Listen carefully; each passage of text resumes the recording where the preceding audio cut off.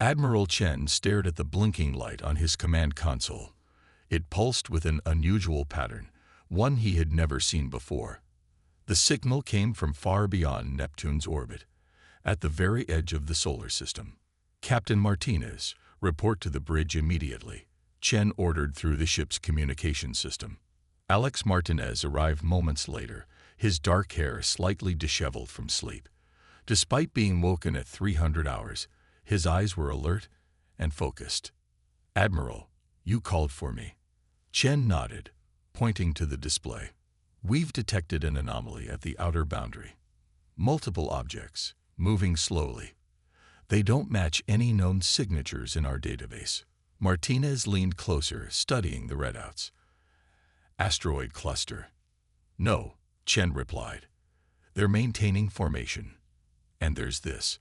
He pressed a button, and a strange series of sounds filled the bridge. The pattern repeated every 12 seconds, mathematical sequences that couldn't be natural. "A signal," Martinez whispered. "Origin. From the objects themselves. Whatever they are, they're trying to communicate." Chen stood straight, his decision made. "Captain Martinez, I'm dispatching the Horizon to investigate. Your ship is the fastest in the fleet and best equipped for first contact protocols." 6 hours later, the Horizon broke orbit from Earth's moon base. Captain Martinez stood on the bridge as his crew prepared for the fastest transit ever attempted to the outer solar system. "Lieutenant Barnes, status report," Martinez called. "All systems green, Captain. New fusion drive operating at 98% efficiency. We should reach the signal source in 14 days. Martinez nodded. "Communications, continue broadcasting our standard greeting package on all frequencies." "Yes, sir." No response yet. For 2 weeks, the Horizon pushed deeper into space than any human vessel had gone before. The crew grew tense as they approached the source of the mysterious signal. "Contact in 5 minutes," announced the navigation officer. Switching to visual sensors, the main screen flickered, and collective gasps filled the bridge. Not one but 7 enormous vessels drifted in the emptiness. Their designs were unlike anything humans had imagined, curved structures with crystalline protrusions that glowed with faint blue light. But most concerning was their condition. Several showed visible damage, and their movements seemed erratic. "They're adrift," Martinez said quietly. "I think we're looking at ships in distress." "Captain, we're receiving a new transmission," reported Communications Officer Patel. "It's more complex than before, running it through the translation matrix." The computer worked for several minutes before producing results. Not words, but mathematical equations and simple atomic structures appeared on screen. "They're establishing a baseline for communication," said Science Officer Wilson, "starting with universal constants to build language." Martinez ordered, "Send the same back to them, then add our periodic table and basic physics equations." For hours, the exchange continued, building a primitive form of communication. Finally, a crude image appeared, a 3-dimensional representation of a being unlike any Earth creature. It had 4 arms, an elongated head, and eyes that wrapped partially around its skull. "First visual of the species," Wilson noted. "Remarkable." Through painstaking effort, they learned the aliens called themselves the Keldari. Their fleet had suffered catastrophic drive failure after escaping some kind of conflict. Most critically, they were stranded without means to repair their vessels. "They're asking for help," Martinez said, studying the latest transmission. "There are thousands of civilians aboard those ships, and their life support systems are failing." Martinez opened a channel to Earth. "Admiral Chen, we've made contact with an alien fleet in distress. They call themselves the Keldari. They're advanced, peaceful, and dying. Request permission to render aid under First Contact Protocol 7. There was a long pause before Chen's voice returned. "Captain Martinez, you are authorized to provide humanitarian assistance, but proceed with caution. Humanity's first steps into galactic society must be careful ones." Martinez looked back at the screen showing the damaged alien fleet. "Understood, sir," We're about to make history. The news of first contact spread across Earth like wildfire. Within days, 3 more ships from Earth's defense fleet joined the horizon at the edge of the solar system. The United Nations Security Council held emergency meetings to determine humanity's response to the stranded aliens. Commander Olivia Wright stood before the council, her presentation showing images of the damaged Caldari vessels. Based on Captain Martinez's reports, the Caldari fleet contains 7 major ships and 11 smaller vessels, she explained. They carry approximately 15,000 survivors, mostly civilians, including what we understand to be families with children. What exactly happened to them? Asked the French representative. Wright advanced to the next slide. According to our developing translation, they were fleeing from a conflict in their home system. Their civilization spans multiple star systems, but they suffered an attack from a species they call the Orcs. And why should we believe this story? The Russian representative leaned forward. This could be an invasion strategy. Gain sympathy, then strike. Wright had anticipated this concern. Captain Martinez's team found no weapon signatures from their ships. Moreover, their physical condition confirms their story. Their quantum drive systems failed catastrophically after an emergency jump. The damage matches their account. The council chambers filled with murmurs. The American representative raised her hand. These quantum drives, what exactly are they? We don't fully understand them yet. Their technology appears to be at least a century beyond ours. The drives manipulate space-time in ways our physics can barely explain. Can we help them? Asked the representative from Kenya. Wright took a deep breath. That's what I'm here to propose. Their life support systems are failing. At current rates, 3 of their ships will lose oxygen recycling capability within 2 weeks. We need to act quickly if we're going to save them. The Security Council debated for hours. Some nations insisted that Earth should maintain distance, fearing technological contamination or hidden threats. Others argued that a humanitarian response was not only ethical, but could establish positive relations with an advanced civilization. Meanwhile, aboard the horizon, Captain Martinez continued working with the Caldari. He had established regular communication with their leader, Admiral HFY, a veteran officer with skin the color of burnished copper, and 4 nimble arms that moved with precise coordination. Your main colony ship is showing critical power fluctuations, Martine said, pointing to schematics they had learned to share. HFY made a gesture that the humans had learned indicated grave concern. The auxiliary generators cannot maintain life support beyond 8 Earth days. There are 4,000 civilians aboard, including many young ones. We're working on getting approval to help, Martins assured him. Our leaders are cautious, but I believe they'll make the right decision. Back on Earth, Commander Wright concluded her presentation with a passionate appeal. Ladies and gentlemen, we face a historic choice.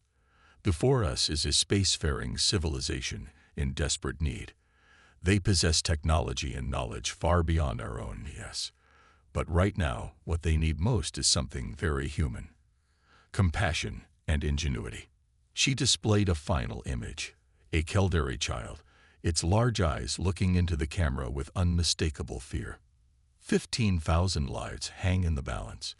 If we turn away, not only do we condemn them, but we announce to the galaxy the kind of species humanity truly is. The council chambers fell silent. Then the Secretary General spoke. Commander Wright, your recommendation. Send immediate aid. Establish a secure zone around Jupiter's orbit where we can bring their most damaged vessels for repair. Deploy our engineers and scientists to work alongside theirs. Show them who we are. After 24 hours of tense deliberation, the vote came in. Earth would help the Caldari, under strict protocols designed to protect both species. When Martins delivered the news to HFY, the alien commander performed what humans would later learn was a sacred gesture of gratitude. We will remember, the Caldari admiral said. When the story of the Caldari is told, It will begin anew with the day humans saved us from extinction. The massive Caldari colony ship drifted slowly into orbit around Jupiter's moon Europa. Its hull gleamed with strange iridescent patterns that changed color as it moved. Nearby, the Earth vessel Horizon maintained position, serving as a command center for the human repair teams. Daniel Garcia floated through the zero-gravity corridor connecting the two ships. As lead engineer for the Earth contingent, he had spent the past week examining Caldari technology. What he found both amazed and frustrated him. "It's like giving a steam engine mechanic a quantum computer," he muttered to Dr. Samantha Powell, who floated beside him. "That bad?" she asked, adjusting her tool belt. "Worse. Their drive systems operate on principles we've only theorized about. They manipulate subspace fields to create temporary wormholes. We don't even have instruments that can properly measure what they're doing." They'd reached the central engineering bay of the Caldari vessel. The room was enormous, at least 3 times larger than the Horizon's engine room. Strange crystal structures pulsed with energy at the center, surrounded by what appeared to be liquid metal conduits. A Caldari engineer named Rinzal greeted them with the four-armed gesture humans had learned meant peaceful intentions. Unlike Admiral Zexful, Rinzal had pale blue skin with silvery patterns across his elongated face. "Welcome, Earth friends," he said through the translation device attached to his throat. "We have prepared the schematics as requested." The Caldari activated a holographic display showing the damaged drive systems. Even with the translation technology, much of it remained incomprehensible to the humans. "The quantum flux stabilizers failed during our emergency jump," Rinzal explained. "Without them, we cannot generate the wormhole field necessary for faster-than-light travel." Garcia studied the diagrams carefully. "What materials do you need to repair them?" Rinzal made a gesture of regret. "That is our greatest problem. The stabilizers require crystalline structures of an element you call osmium, but grown under specific quantum states not possible in normal space." "You mean you can't make replacement parts here?" Powell asked. "No. They must be manufactured in specialized facilities. Our nearest such facility is 17 light-years away." Garcia exchanged worried glances with Powell. "So even if we understood the technology perfectly, we lack the materials to fix it." Over the next few days, teams of human and Caldari engineers worked side by side, sharing knowledge and examining options. Cultural differences created challenges but also opportunities. The Caldari thought in precise, linear patterns, while humans brought creative, unorthodox approaches to problems. During one late-night session, Powell noticed something unusual about the Caldari engineers. They kept adjusting the lighting in the work area. "Garcia, look at how they interact with that drive component," she whispered. "They're not just looking at it. They're watching how it interacts with the light." Garcia observed closely. "You're right. It's like they can see something we can't." Later, when asked about this, Rinzal revealed something astonishing. The Caldari could perceive quantum states directly through specially evolved organs in their eyes. "You mean you can actually see the quantum field fluctuations?" Powell asked, amazed. "In a limited way, yes. It is how we developed our technology. We can observe the probability waves directly." This revelation led to a breakthrough. If the humans couldn't see what the Caldari saw, perhaps they could build instruments that could. Powell began designing quantum field imaging devices based on Caldari descriptions. Meanwhile, Garcia had been studying Earth's resources. "We can't replicate their materials exactly," he told Captain Martins. "But what if we don't have to? What if we can create a hybrid system using Earth technology to stabilize their remaining quantum components?" The captain looked skeptical. "Is that possible?" "I don't know," Garcia admitted. "But the Caldari think so precisely that they may have overlooked simpler solutions. Sometimes less advanced technology can be more reliable in a crisis." When Garcia presented his idea to Rinzal, the Caldari engineer was initially doubtful, but as they explored the concept together, Rinzal's doubt changed to cautious optimism. "Your species thinks differently than ours," he said.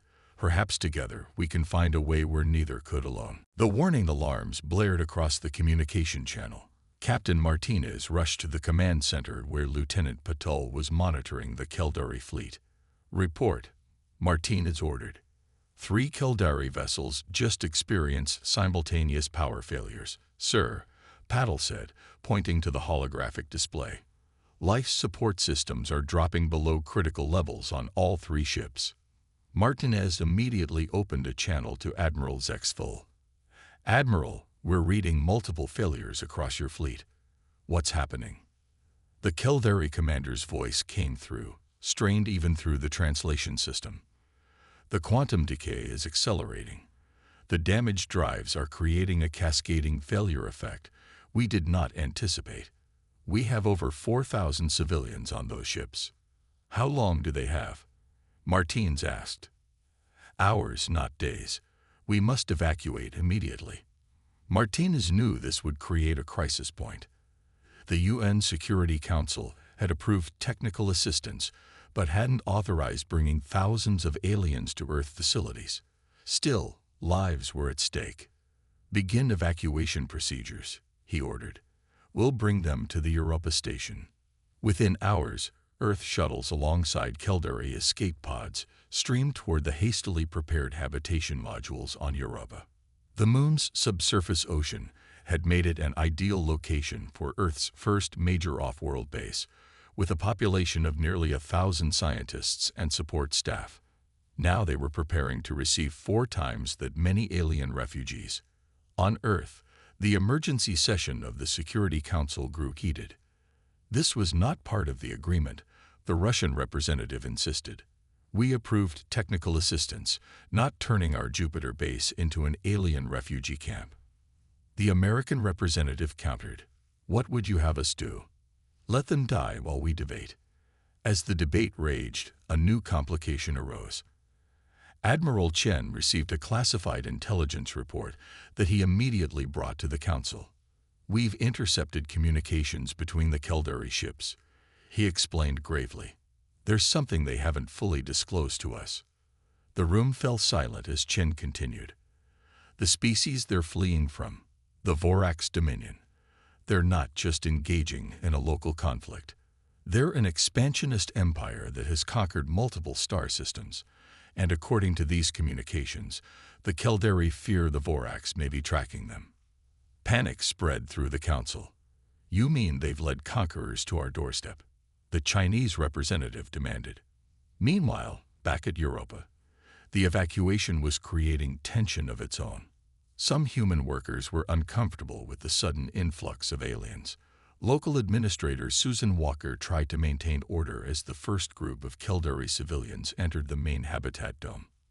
"Everyone, please remain calm," Walker announced.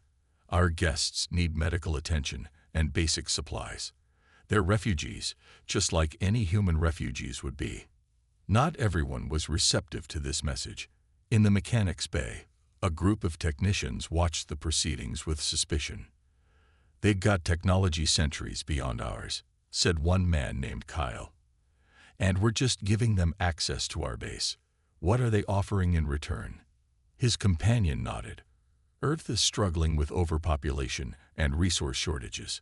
Why are we spending billions to help aliens?"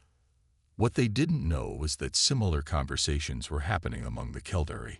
Some questioned whether humans could be trusted, while others worried about revealing too much of their technology. These tensions came to a head when a group calling themselves Earth First sabotaged the power system of one habitat module where Keldari families had been housed. No one was injured, but the message was clear. Not all humans welcome the visitors. Captain Martinez confronted the suspected ringleader, a maintenance worker named Pete Donovan. "Do you understand what you've done?" Martinez demanded. "These people are dying, and you're attacking them." Donovan stood defiant. "They need to share what they know. Their technology could solve Earth's energy crisis overnight. Instead, we're giving them everything and getting nothing." Later that night, Admiral Zexful requested a private meeting with Martinez and Garcia. When they arrived, The Kildare seemed troubled. "Captain, there is something I must tell you," Zexful said, "about the Vorax and why we fear them following us to your system." Martinez felt a chill. "I'm listening." "The Vorax don't just conquer. They harvest. Entire biospheres, stripped for resources. And Earth, Captain Martins, Earth would be a prize beyond measure to them." Dr. Samantha Powell hadn't slept in nearly 30 hours.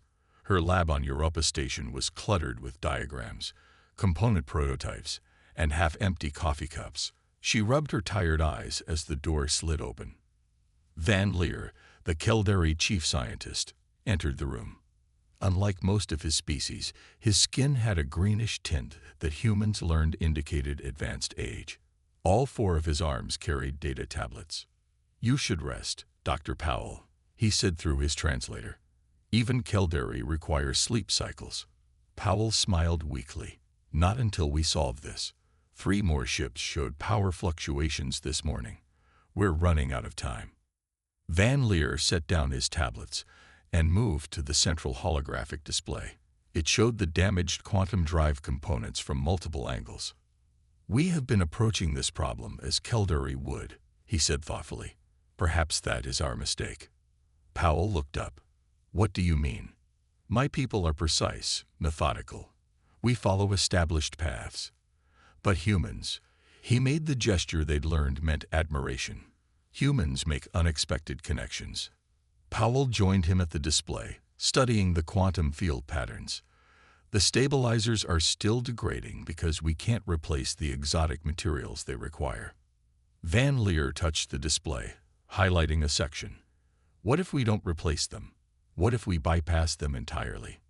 Powell stared at him. "That would mean redesigning the entire power distribution system." "Yes.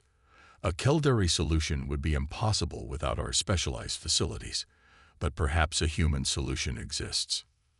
They worked through the night, combining Kildare quantum theory with human engineering practicality. By morning, they had the beginnings of a plan. Captain Martinez called an emergency meeting with both human and Kildare leaders. Powell and Van Leer presented their idea. "Instead of trying to repair the quantum drives exactly as they were," Powell explained, "we propose creating a hybrid system. We can adapt Earth's fusion technology to stabilize the remaining quantum components." Engineer Garcia picked up the explanation. "It won't restore faster than light capability, but it will stop the degradation and restore full power to all systems." "Can it work?" Martins asked. Van Leer responded. "The mathematics suggest it can, but we require materials and manufacturing capacity beyond what is available here at Europa Station." "We need Earth's help," Powell said. "Global manufacturing capacity." The news reached Earth, where the Security Council was still debating the Kildare refugee crisis. Commander Wright presented the new plan. "This solution would stabilize the Kildare fleet and protect our people on Europa Station," she argued. "More importantly, it would give us time to properly assess the potential Vorax threat." After tense deliberation, the Council approved the plan.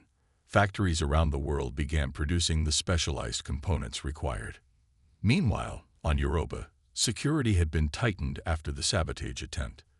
Lieutenant Nicole Diaz led a team of officers patrolling the habitat sections. "Movement in Section G7, her radio crackled. Possible unauthorized access to engineering controls." Diaz and her team rushed to the location.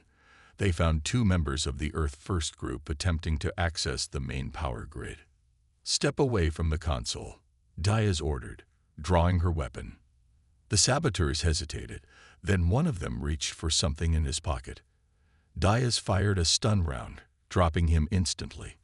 The second raised his hands in surrender. "We were just going to shut down power to the alien section," he said. "They can't be trusted." Diaz secured them both.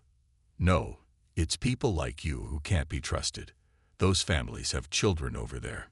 As security threats were handled, the engineering team made progress.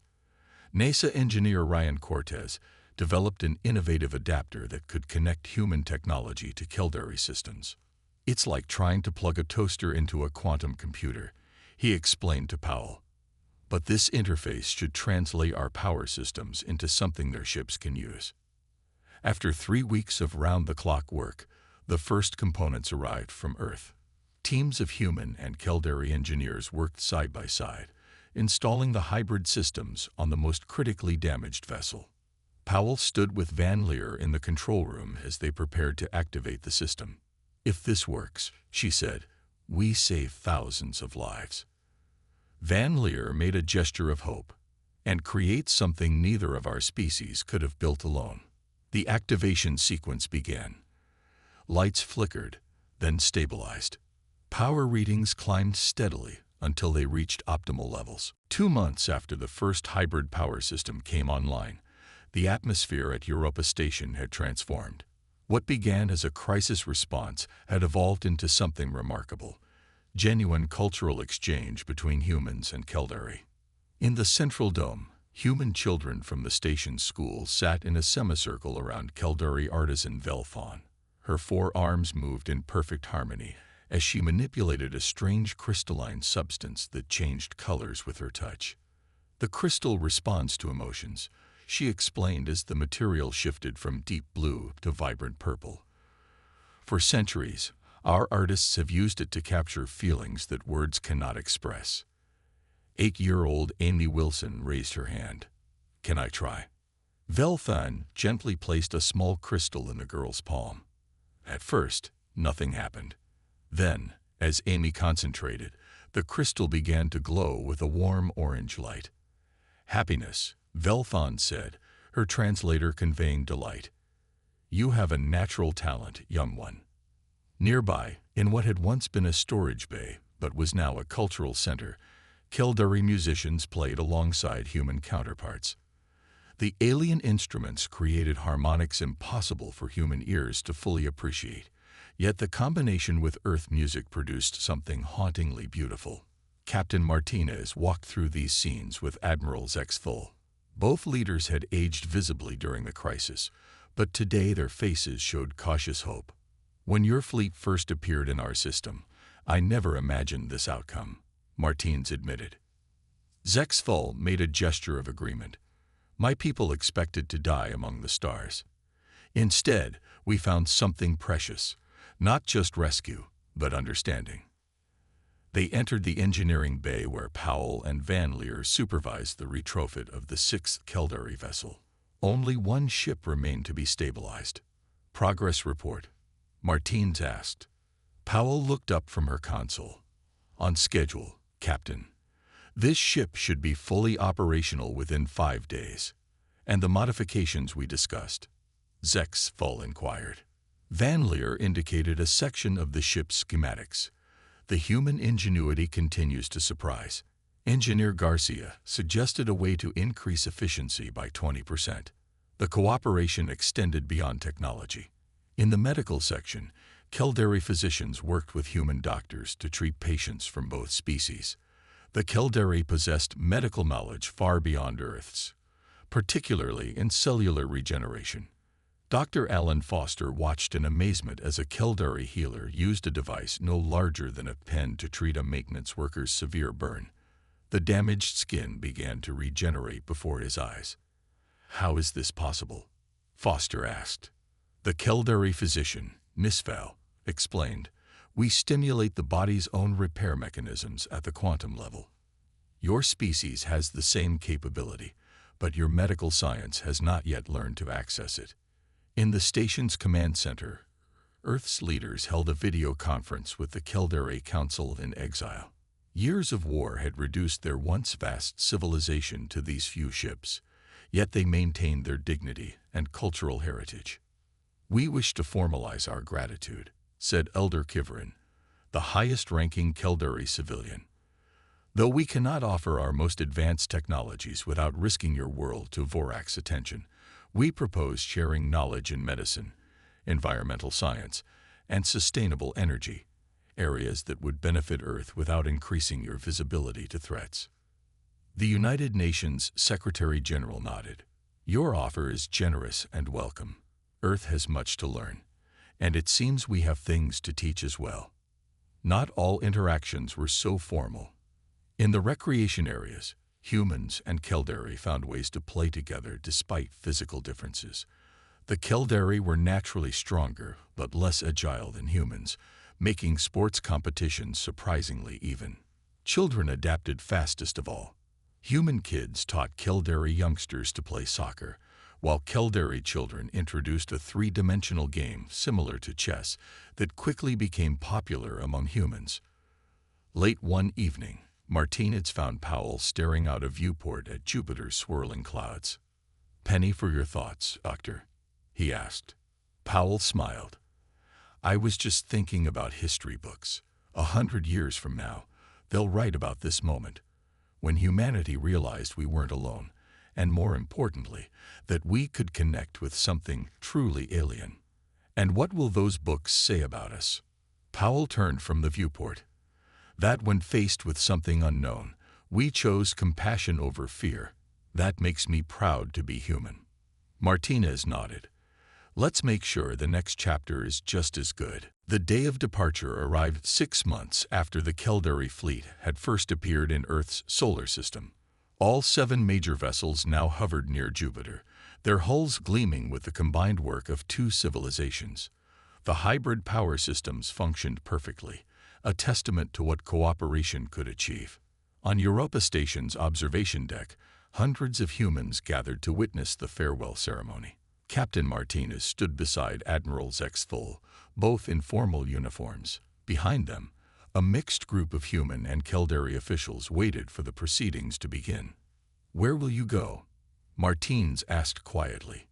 Zexful gestured toward a distant point in space. "We have identified a star system beyond the reach of Vorax sensors. It has suitable planets where we can establish a new colony." "That's a long journey at sublight speeds." "Yes, nearly 15 years. But we have adapted our cryostasis systems using techniques your Dr. Powell suggested. Most of our people will sleep through the journey."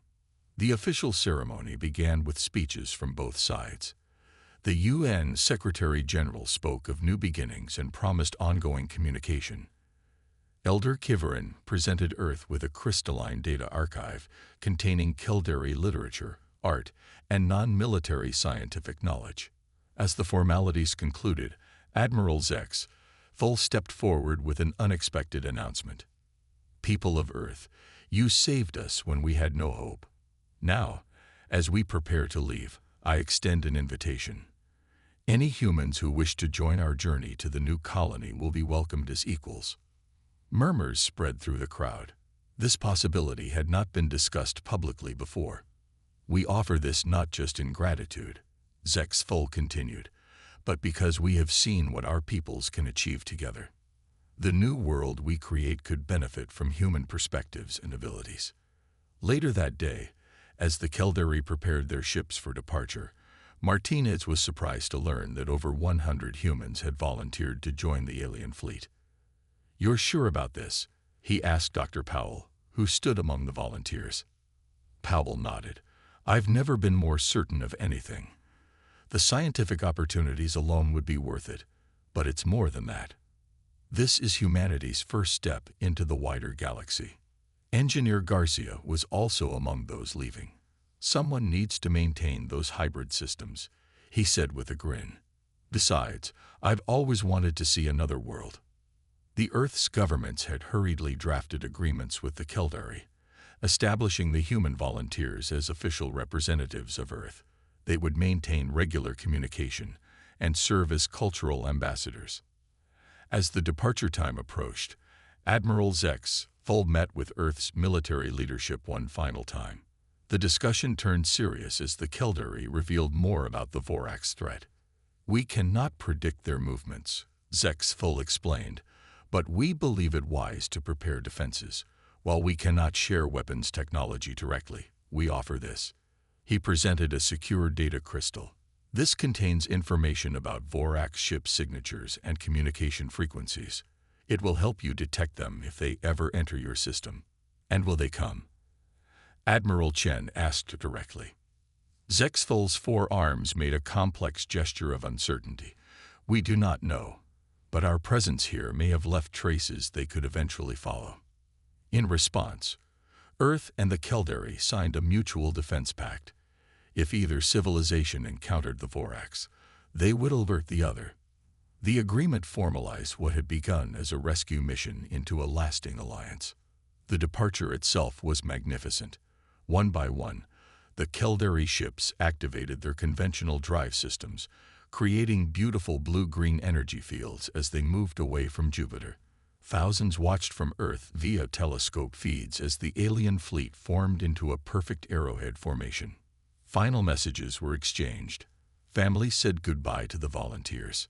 Promises were made to maintain contact through advanced communication buoys the Caldari left behind.